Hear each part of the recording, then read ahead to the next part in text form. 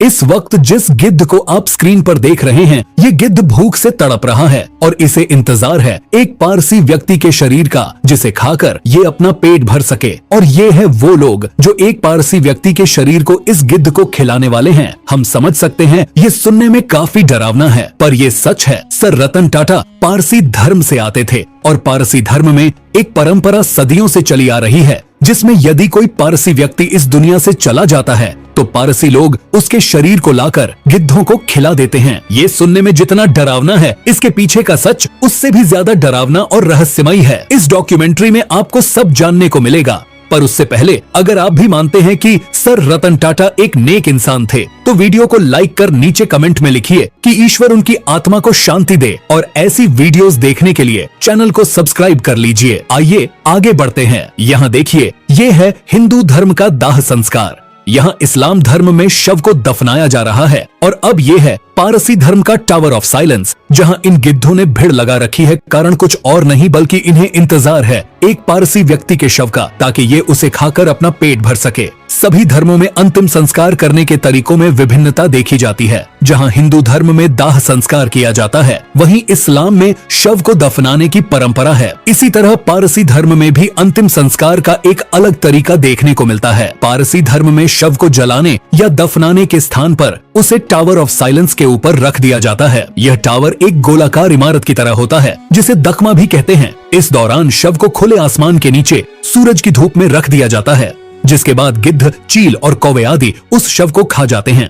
पारसी अंतिम संस्कार के इस तरीके को दोख में नाशनी कहा जाता है। पारसी धर्म में दोख में नाशनी की परंपरा सदियों से चली आ रही है, जिसमें व्यक्ति के मरने के बाद उनके शव को प्रकृति की गोद में छोड़ दिया जाता है। इसे लेकर पारसी अनुयायियों का यह मानना है कि शव को जलाने से या फिर दफनाने से प्रकृति गंदी होती है, अर्थात प्रकृति को नुकसान पहुंचता है। वहीं पारसी धर्म के अनुसार इस प्रकार से अंतिम संस्कार करने से चील और गिद्ध जैसे पक्षियों का पेट भी भरता है और प्रकृति को कोई नुकसान नहीं होता। पारसियों में इस प्रकार की परंपरा 3000 साल पुरानी है। जैसे कि आपने जाना, पारसियों के कब्रिस्तान को दख्मा या टावर ऑफ साइलेंस कहते हैं। टावर ऑफ साइलेंस गोलाकार खोखली इमारत के रूप में होता है। किसी व्यक्ति की मौत के बाद शव को नहला धुलाकर टावर ऑफ साइलेंस में खुले में छोड़ दिया जाता है। पारसियों की अंत्येष्टि की इस प्रक्रिया को दोख में नाशिनी कहा जाता है। इसमें शवों को आकाश में दफनाया जाता है, यानी शव के निपटारे के लिए उसे टावर ऑफ साइलेंस में खुले में सूरज और मांसाहारी पक्षियों के लिए छोड़ दिया जाता है।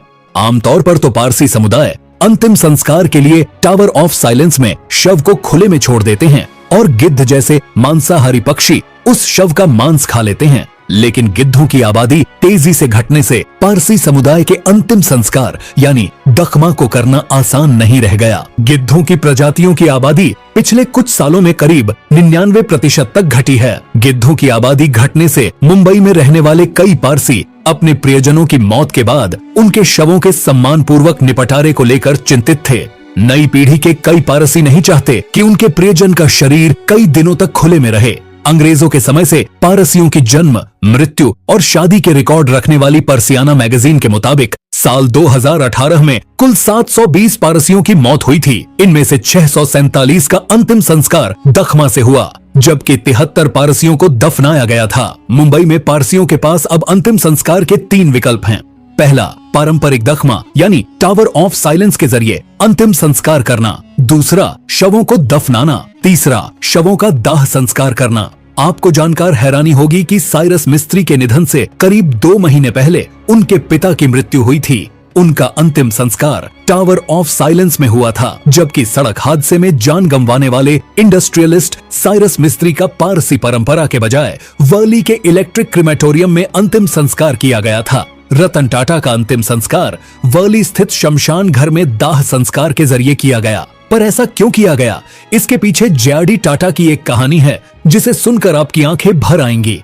आइए जानते हैं उस घटना के बारे में जिसकी वजह से सर रतन टाटा का अंतिम संस्कार पारसी परंपरा यानी दोख में नाशिनी से नहीं किया गया। 1980 के दशक में जे.आर.डी. टाटा ने अपने भाई बी.आर.डी. टाटा के निधन के बाद मुंबई के म्यूनिसिपल कमिश्नर जमशेद कांगा से पूछा था कि उनके भाई के अंतिम संस्कार के लिए मुंबई में कौन सा शमशान घर बेहतर रहेगा। दरअसल प्रसिद्ध उद्योगपति होने की वजह से उनके अंतिम संस्कार में कई गणमान्य लोग आने वाले थे।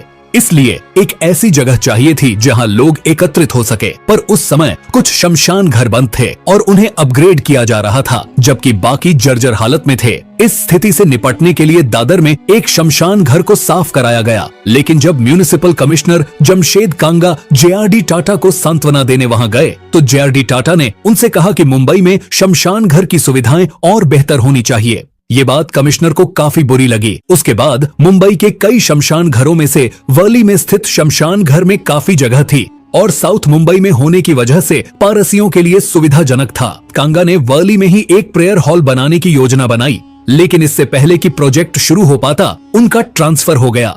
जमशेद कांगा ने ये मिशन छोड़ा नहीं और मुंबई में प्रभावशाली पारसियों के साथ मिलकर अंतिम संस्कार के वैकल्पिक तरीके की मांग के साथ मृतकों का सम्मान के साथ निपटान नामक कैंपेन चलाया। तब कांगा ने कहा था, टावर ऑफ साइलेंस सिस्टम ठीक से काम नहीं कर रहा है और हमें विकल्प की जरूरत है। इसके अलावा भी कुछ तरीके होने चाहिए जिससे हम अपने प्रियजनों को अंतिम विदाई दे सके। एक प्रस्ताव टावर ऑफ साइलेंस के पास ही शमशान घर बनाने का भी रखा गया, लेकिन पारसियों की सबसे बड़ी रिप्रेजेंटेटिव बॉडी बॉम्बे पारसी पंचायत यानी BPP ने इसे स्वीकार नहीं किया और उसके बाद वैकल्पिक अंतिम संस्कार का रास्ता अपनाने वालों को, यानी जिन पारसी लोगों ने अपने प्रियजनों का अंतिम संस्कार टावर ऑफ साइलेंस में न करके दाह संस्कार का सहारा लिए, उन्हें पारंपरिक पारसियों का विरोध झेलना पड़ा। दरअसल टावर ऑफ साइलेंस के जरिए शवों के अंतिम संस्कार करने वालों को ही वहां बने प्रेयर हॉल में प्रार्थना की इजाजत दी गई। जिन लोगों ने शवों को कहीं और दफनाया या जलाया था, उन्हें टावर ऑफ साइलेंस के प्रेयर हॉल में जाने से रोक दिया गया। कहीं और शवों को दफनाने और जलाने वाले 2 पारसी पुजारियों पर भी प्रार्थना हॉल में जाने पर रोक लगा दी गई। इसके बाद साल 2015 में पारसियों के एक समूह ने म्यूनिसिपल कॉर्पोरेशन के साथ मिलकर मुंबई के वर्ली में पारसियों के लिए एक शमशान घर बनवाया, जहां सर रतन टाटा जी का अंतिम संस्कार पूरे राजकीय सम्मान के साथ किया गया। आपसे एक सवाल है, आपके घर में टाटा के कौन कौन से सामान है और किस भरोसे से आपने उसे खरीदा? कमेंट में जरूर बताइए ताकि टाटा और टाटा के ग्राहकों का प्यार सब समझ सकें। पूरी वीडियो में बने रहने के लिए आपका बहुत बहुत धन्यवाद।